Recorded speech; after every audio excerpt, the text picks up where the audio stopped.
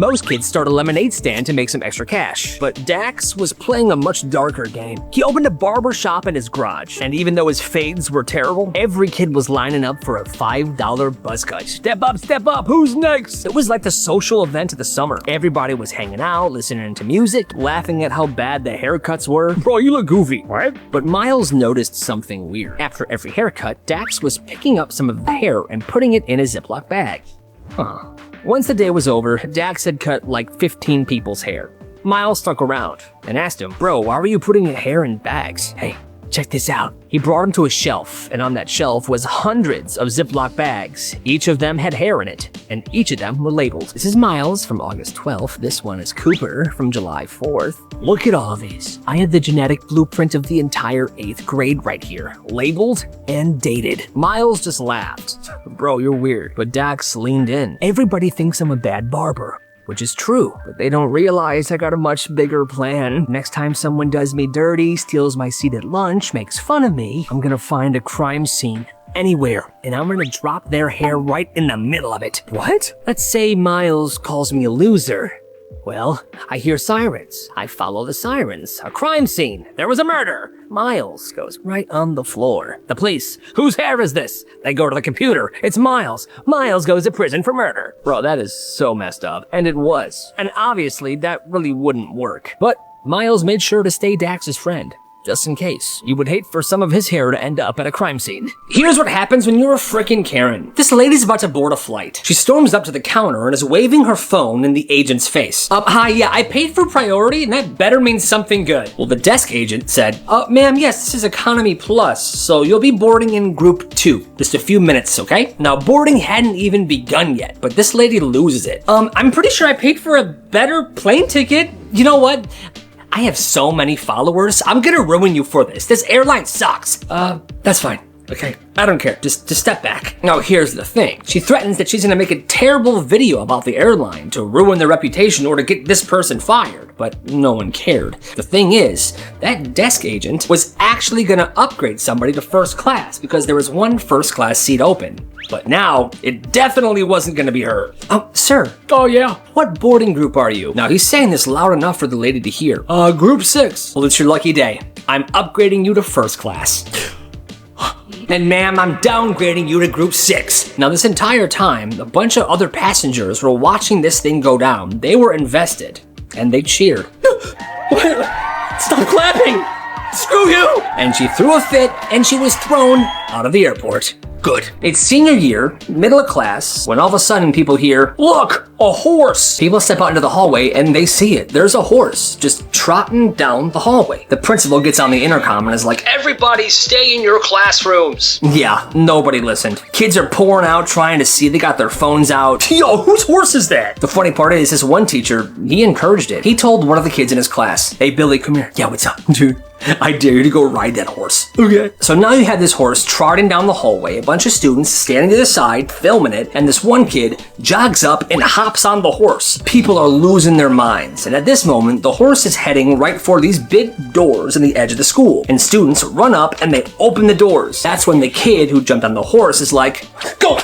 And he gallops right outside the school. Now, the school was right next to these farms, so that's obviously where the horse came from, but this kid just goes. He's now outside of school on this random horse that somehow got in, galloping around fields of corn. And honestly, that would be the best day of school ever. This elementary school banned Pokemon cards, especially the trading of Pokemon cards. Too distracting, too many arguments, it was a big problem. Teachers started confiscating them at the door. So for the first week, it was pretty quiet. But then one kid one day shows up with stacks of something else, rectangles of construction paper, laminated in clear tape. And each of the construction papers had something random drawn on it. Come here. I made my own trading cards. He made his own trading cards. Thousands of them. So what he did is he created a formula, and then he just repeated that, like cards of a mailbox, a broken pencil, a rock with a smiley face on it. And on the back, he would write stuff like trash can, 100 HP, wet sock, ultra rare, milk, super ultra rare. And he called them real world cards. He would sit at home for hours, cutting, measuring, drawing, making sure that only a few packs had the milk or the wet socks. And he would sell these packs at school, $5 each. People laughed at first, but they started taking this seriously when someone pulled a golden fire hydrant. There was only one golden fire hydrant card that existed in these packs. And so students started wondering, what other rare cards were they? And business began booming. It became a bigger problem than the Pokemon cards, and the school tried shutting it down, but this kid kept making them and selling them. And because it was only construction paper, colored pencils, and tape, he could do this anywhere. People started making counterfeits, so he had to figure out how to show that his were legit. It was insane. Eventually, the school found a way to shut this down as well. But for some time, this kid created the biggest trading card game that school had ever seen. Even bigger than Pokemon. The senior prank was to fork the lawn, which means sticking forks all over the school's lawn. You see, at this one particular school, they used real silverware, and the seniors have been planning it for a long time. All right, guys, we have 3 months. Whenever you get the chance, steal a fork. You got it, Johnny.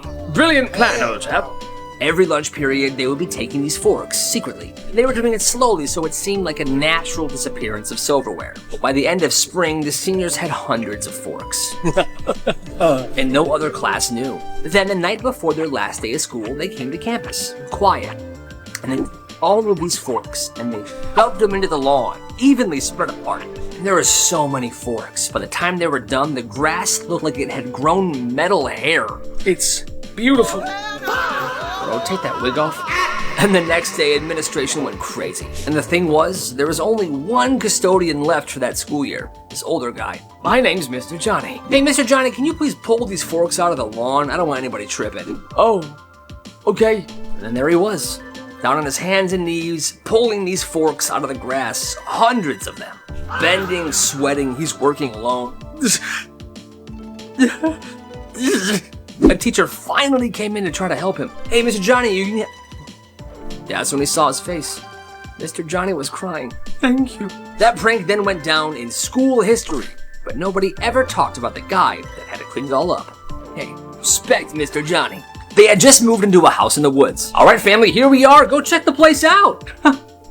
We're gonna be so happy here. So they only been there for a few weeks. Every once in a while, some wild turkeys would show up in the yard. 5, maybe 6 of them, and they would just wander around. Nobody thought anything of it. Hey, look, kids, the turkeys are back. Yay! Well, Thanksgiving comes around, and although there are turkeys by the house, this guy doesn't hunt one, he goes to the store and buys one. He cooks the turkey, the table's all set, and now the dining room table is right in front of this giant window. Well, he puts the cooked turkey down, he grabs his carving knife, and he starts to carve this turkey. Okay. Well, as he's deep into the carving, he looks up and out the window. I kid you not, there were 15, maybe 20 wild turkeys lined up, staring directly inside this guy's window as he's carving the turkey he just cooked. What is happening? Honey, I'm hungry. Is food almost ready? Sweetie, look. They're watching us. What? He lowers the knife, takes the turkey, brings it into another room where there are no windows, and he finishes carving it there. And then once this guy moved to a different room, one by one, those turkeys went back into the woods. That is wild. This kid had a fish allergy, and he always told his mom, "Mom, I can't eat fish, I'm allergic." And he's not like die allergic, but if he has fish, he'll get sick. Headaches, vomiting. But his mom refuses to believe him. "No, you're not. Eat the fish." She would force him to eat the fish, saying that he's not allergic, and then when he does eat it and gets sick, she gets annoyed. "Oh my God, you're dramatic. Clean up after yourself." Well, one night, the mom's hosting a big dinner party. This kid is 9 years old. Everybody's eating. His mom hands him a fish fillet in front of all the guests. "Here you go, sweetie. Eat this. Let me know how it is." "Mom, I told you I can't eat fish." "That's not true. That's not true, everybody. Eat the fish." That's when the kid realized, okay, I'm gonna eat the fish. He eats the fish. Everybody's watching. 10 minutes later, he walks back into the kitchen. "Oh, did you like the fish? You want more, I bet, huh?" "No, Mom, I..." Pukes all over the mom and the table. The guests are shocked. "Oh my God, clean up an aisle fish." "Milk." Now you can see it in the mom's face. She wants to explode. Kid's like, "Do it, Mom. Everyone will see who you really are." But the mom can't. Not in front of all her guests. So she flips. "Oh, my poor baby. I think you are allergic to fish. Let me go put you to bed." She then takes him upstairs and tucks him in and joins the party again. And from that day on, she never made him eat fish ever again. Hey, Kid's a genius. This family thought chairs make you lazy. So they were forced to always stand when they were eating. Breakfast, standing at the counter. Lunch, standing around the island. Dinner, standing around the table with the entire family. And they were supposed to eat fast. They were trying to be efficient, I guess. Once they were done, they would clean their plates and they would move on. Well, this kid grew up this way and he never questioned it. Why would he? That's how he thought meals worked. Then he's at his friend's house for dinner one night. And he's confused. He's standing there. The dad's like, you can sit down, buddy. What are you doing? Okay. So he sits. They talk. They laugh. They linger and they eat their food at their own pace. He's like amazed. You good, bro? Yeah, this is just different. In a good way.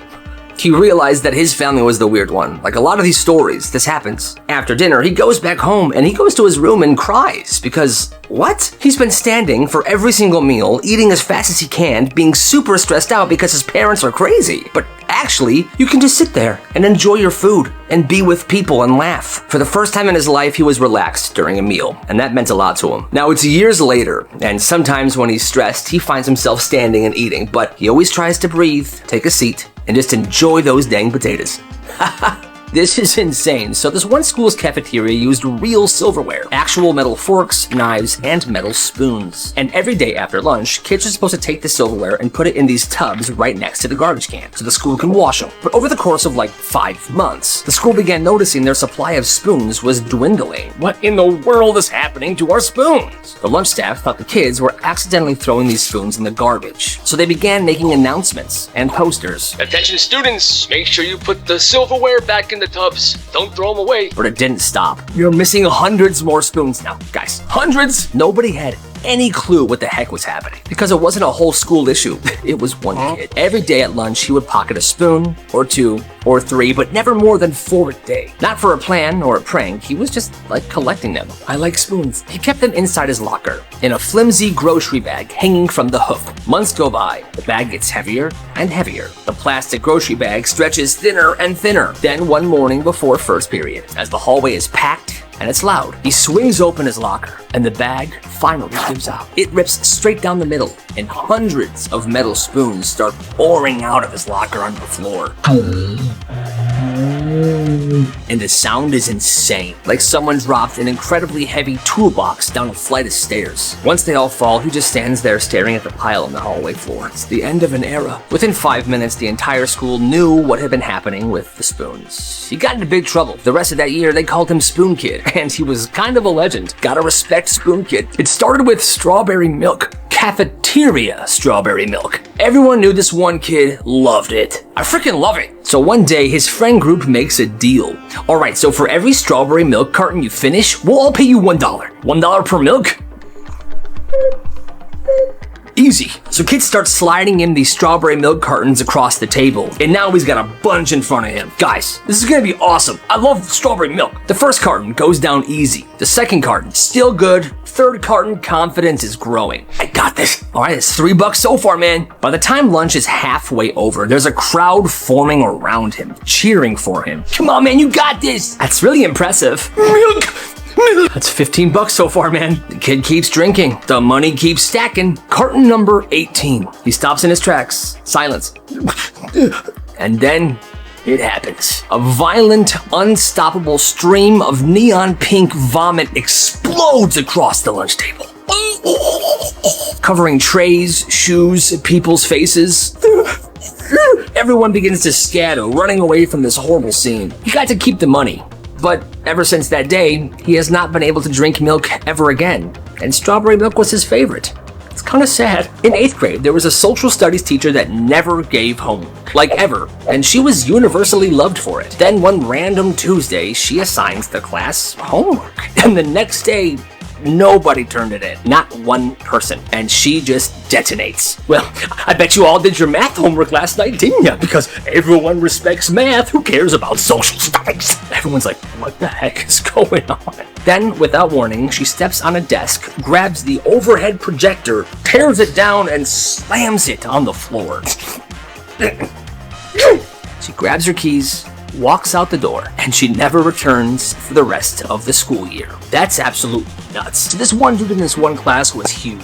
Tall, wide, and the way he would eat food was an operation. I know what I like. He would show up to class with a full row of cookies, 20-something, and he would stack them perfectly on one side of his desk. Then the system began. He would take one bite from the top cookie and put it to the right side of his desk. The next cookie, one bite, then on top of the cookie that's on the right side of his desk. Then the next, down the entire row. Each cookie with exactly one bite out of it, stacked on top of each other. When the whole tower has migrated to the right side, he didn't stop. He would just restart the cycle. A new bite off the top cookie moved to the left side of the desk. Then the other one. A new bite, then stacked on top of the cookie on the left side of the desk. Do you get what I'm saying here? Cookie, bite, stack, cookie, bite, stack. And he keeps restarting this process. Well, 15 minutes of rhythmic biting and stacking later, the entire tower of cookies was just gone. Desk wiped clean, 0 crumbs, like it never happened in the first place. And obviously, everyone in class saw him do this, but it was so strange and so weird that nobody ever said anything to him. That's nuts. School prank gone seriously wrong or right. This was back in 1979. Somebody glued all of the locks on all of the doors in this one high school. The teachers show up. They can't open their doors. What the heck is going on? Keys won't even go in. They couldn't even get into the supply closets because those were also glued. Within 20 minutes, the whole building is in absolute chaos. Janitors are trying solvent. Teachers are trying to pick away at the glue. Students just standing around watching this all unfold. Eventually, the principal actually canceled school. School is canceled until further notice, students. Now here's the thing. This all happened during the nicest week of the year. It was sunny, warm. Everyone wanted to be outside. So instead of being upset, obviously the students were like, all right, days off. We're going to the pool. Yabo! They were tanning, they were listening to music. Because it's the 70s, nobody can text, nobody can call, so they're calling each other. Are we still off school? Is school still canceled? Then they find out from the principal that prom is canceled until whoever did this comes forward. Still, nobody talks at first. 3 full days go by before the school actually replaces the locks. Then eventually, the kid that did this admitted to it. It was me. He gets expelled immediately. School's back in session. Prom is not canceled. But here's the thing. Nobody was mad at him. The students actually loved him for it. Because right before prom, they got a few days off to go to the pool and get their tans on to be tanned for prom. It was a perfect situation. And that sounds awesome. If you can't eat it, you need to wear it. This kid's parents had this unbelievably weird dinner rule. Every night at dinner, if you refused to eat your food, or you got full before your plate was finished, you had to wear your food. I don't want to eat my peas. Put the peas in your hair. Or, I'm too full to eat these mashed potatoes. Then rub the mashed potatoes all over your head. Apparently, this kid's parents thought this was teaching him discipline or something. One night, this kid refused to eat his green beans. I don't want to eat them. And I can't eat my spaghetti either. I'm so full. Well, then you better line up each and every one of those green beans in that ugly mullet of yours. And make sure you drape all the noodles over your head as well. You know the rules in my house. So he puts it all on his head. And the thing is, they wouldn't let him shower after this until right before he went to bed. So God forbid they had guests come over. What is he going to say to them? Sorry, I smell and look weird. My parents made me mush all my food over my body. Oh, that's actually super messed up. When he was 10, his grandpa asked him, what do you want for your birthday? And he says, a brick. A brick? Why? Because my parents still have this super old TV. If I throw a brick at the TV, we'll have to get a new one. Oh, I'm just kidding. Maybe just some Pokemon cards or something. The grandpa just smiles and nods. A couple months later, this kid's birthday comes around, and there's a beautifully wrapped present on the table. Heavy, perfect corners. The kid opens it. Inside was a single brick. The grandpa's losing it. You're crazy. I can't believe you remembered. And the grandpa leans in and says real quiet to him, wait till your mom's in the kitchen and then waste the TV. So the kid's mom goes into the kitchen to grab the cake. The kid takes the brick, smashes it in the TV. TV is destroyed. What happened here? Now we gotta get a new TV. Yes. The grandpa took the blame for throwing the brick at the TV. I don't know why I did that. Then the kid says, it's okay, Mom. Please don't be mad at Grandpa. I'll help you pick out the new TV. Okay, fine. You're right. It's okay, Pops. You'll be okay. Just sit down and relax. I'll clean this up. The mom then leaves to grab the broom. Nice work, kid. I love you, Grandpa. What a nice story. Most teachers have a confiscation drawer, usually full of phones, gum, fidget spinners, but this one teacher had a crazy policy. If it's on your desk and it's not a pencil or your work, it's mine until June. She wasn't joking, she was basically like a frickin' pirate, and her desk was the treasure chest, baby. By May, her desk would look like a mix between a museum and a flea market. Stuff everywhere. She had a stack of rare Pokemon cards, a half-finished crochet project from a student trying to make a hat during a test. There were some lucky rocks, and I kid you not, a waffle maker. On the last day of school, everyone would line up. This is to get their stuff back, or at least they hope. But this teacher, see, she didn't just hand it over. Everything on the desk is up for auction. You see, all year, she had been tracking these classroom points. Points you would get from doing well on tests, doing well on homework, good behavior. And at the end of the year, for this auction, that was the only currency that she wanted. Well, the kid who owned the waffle maker only had 50 points. The straight A kid had 500 points. Yeah, I want the waffle maker. Oh, man. But there was a bidding war. So I wanted 150 points, 200 points. At the end of the day, pretty much everyone walked away with something that wasn't theirs to begin with. And honestly, that sounds kind of fun. If I were in that class, I would rack up those points as much as I could, and I would take all the stuff. That's crazy. When she was a teenager, her dad was driving her to work at Dairy Queen. They're in the car. All right, sweetie, this is gonna be a good day. Ugh, I hate working. It's a normal ride so far. Then, out of nowhere, this woman cuts them off on the road. Most people just honk, and then move on, but not this dad. He locks in, and he chases her down. They finally get to this red light. He pulls up to the right of her, rolls his window down, and leaps out of the car right under her windshield. Apologize to me right now! Apologize to me right now! Screaming, flailing, right on her windshield. Now, he didn't put the car in park, so you know when you're not driving, the car just goes by itself very slowly. So this girl is in the car, her dad's on somebody else's car, and the car is just rolling slowly into the intersection. So she has to put her foot over the driver's seat and press the gas herself. Once her dad calms down, he gets back in the car and drives her to work like nothing happened. Have a good day, sweetie. Later that night, when everybody's home, they get a knock on the door while they're watching TV. I'll get it. It's the police. Hi, is your dad home? Dad, you're going to jail. And he was arrested. Makes sense. This kid's not all there. I'm thirsty. But he wanted to focus really hard on this spelling test. He didn't want to be distracted by taking a sip of water or asking to go get some. So this is his brilliant idea. He went to the water fountain before class. He got a very big gulp of water and left it in his mouth. He heard that this is what the squirrels do. They put nuts in their mouth and they save them for later. Well, that was his idea, but with water.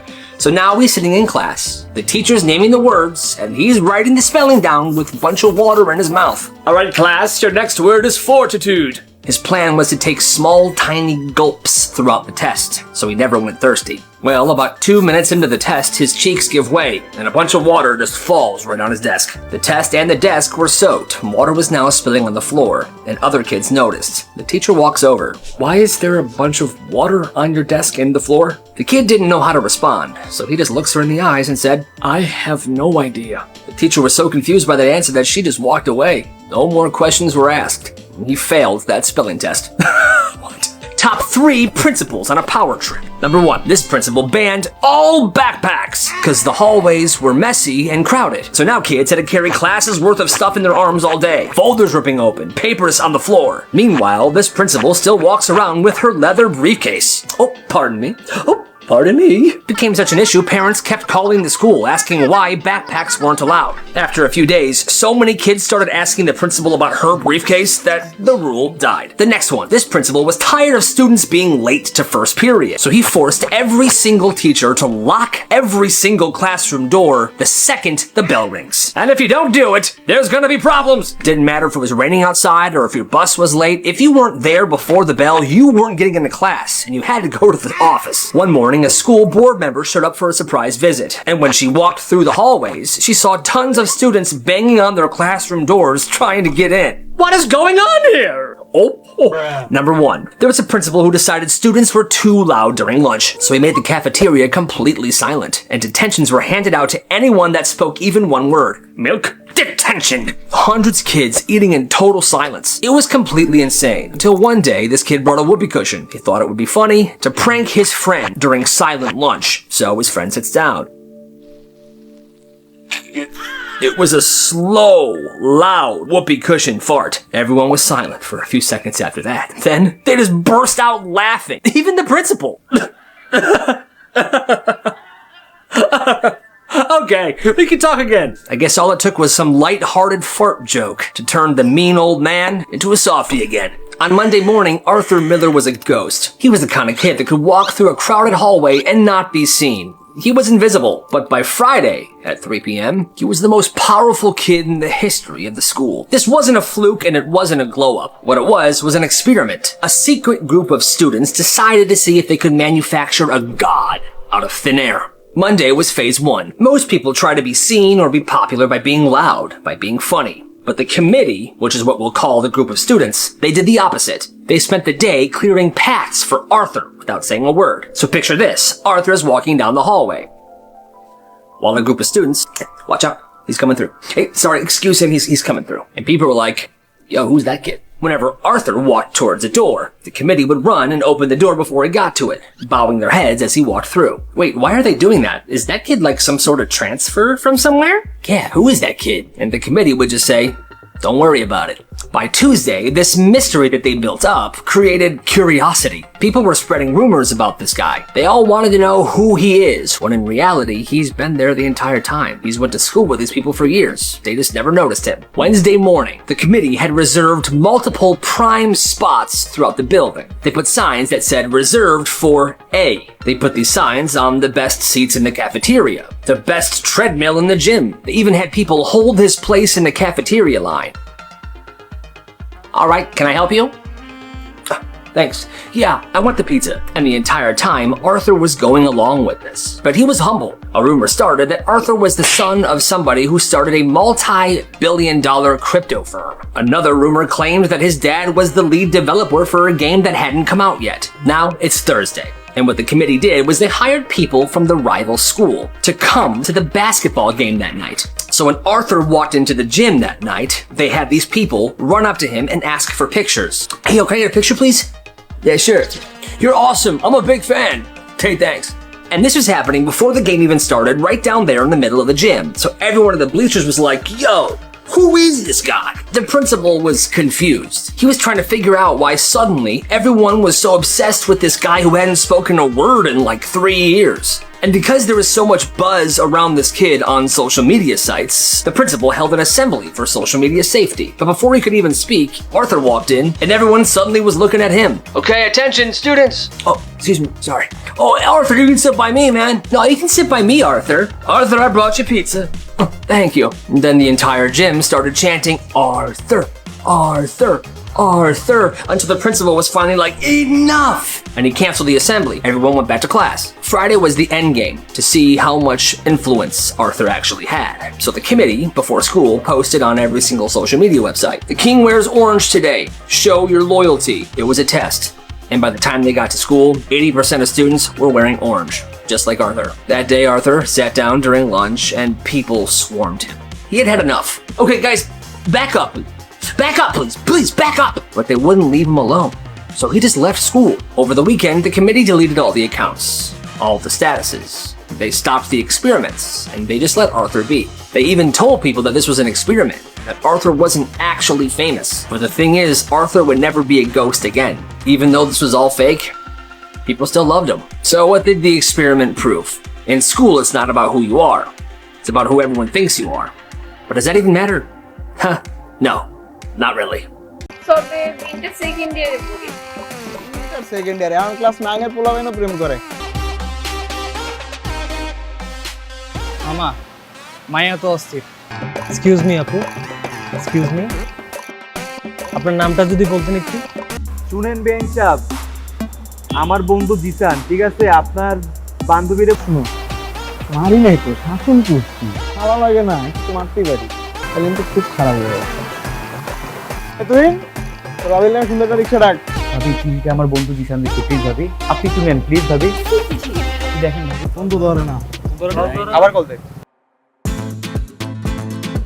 এই এই দুলা ভাই সামনে থাকলে যে সালাম দিতে হয় আপনি শিখাই নাই তোরা যে কোচিং এর সামনে যে গুন্ডাটা দাঁড়িয়ে থাকে আমার তো মনে হয় পড়াশোনা সব বন্ধ করে দিবে আমি তোর প্রেমের গল্প সাকসেস করি আমার কথা বিশ্বাস কর। আমি শুধু একটু প্রেম ভালোবাসা চাই, আমি শুধু ওরেই চাই বাবা, আমি শুধু ওরে পাইলে হবে। ওকে, আমি আপনাকে ভালোবাসি। আচ্ছা, আপনার কাছে একটা প্রশ্ন।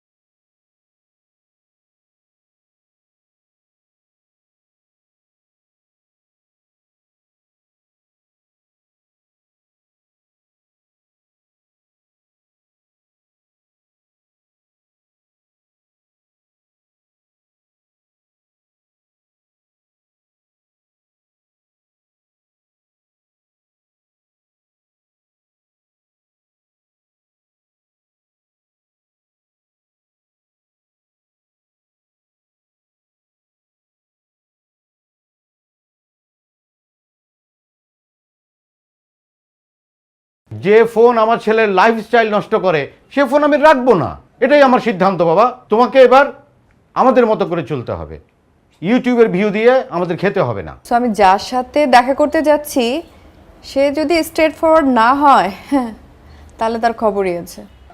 আচ্ছা ঠিক আছে ভাই, আমি যাচ্ছি, এদেরকে ছাড়েন, আমি উঠতেছি ভাই। আমার ভক্তকুল কিন্তু আপনার থানা ঘেরাও করে ফেলবে। ওকে, নো ওয়ারিজ, আমি আবার এসব বিষয়ে অনেক উদার। চলো, okay, let's do it together. Bye, টাটা। পেয়ে গেলাম মানে এই যে আমরা একজন একজনের সামনাসামনি, চোখাচোখি, মুখোমুখি, আমি তোমাকে ধরতে পারতেছি, ফিল করতে পারছি। ও ভাইয়া, প্র্যাঙ্ক ছিল। ও প্র্যাঙ্ক, ওকে ওকে, চালিয়ে যান, ক্যারি অন। রাজীব শুনো, মাঝখানে ফোকাস ছিল না, ডিফোকাস হয়ে গেছে, এই সেই। তুই এটা কোন লেন্স ইউজ করিস? টেলিলেন্স। কত? কেউ যে 50-50। শোনো, আমি বলছি পসিবল, না কিন্তু এই যে গরম কফি গায়ে ঢেকে দেবো। বলো possible? Okay fine, possible.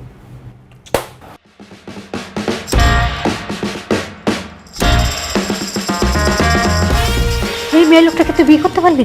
Tinder থেকে তুমি এর আগে আর কারোর সাথে কফি ডেট করেছো আমি ছাড়া? হোয়াট? আমাকে কি দেখে মনে হয় চিপ? আমি exclusive version, okay? I am not available. কি ছিল? কি ছিল? প্র্যাঙ্ক ছিল, বিশ্বাস হচ্ছে না? এই যে Prank I sweet, I sweet. ওই যে দেখেন মনোপড নিয়ে দাঁড়ায় আছে, এই যে আরেকজন ইফতে। এই শিখেছি তোরে 50 কি টেলিলেন্স নাকি? 85 ইউজ করবি, দরকার পড়লে তোর আমি 70-200 কিনা দিব।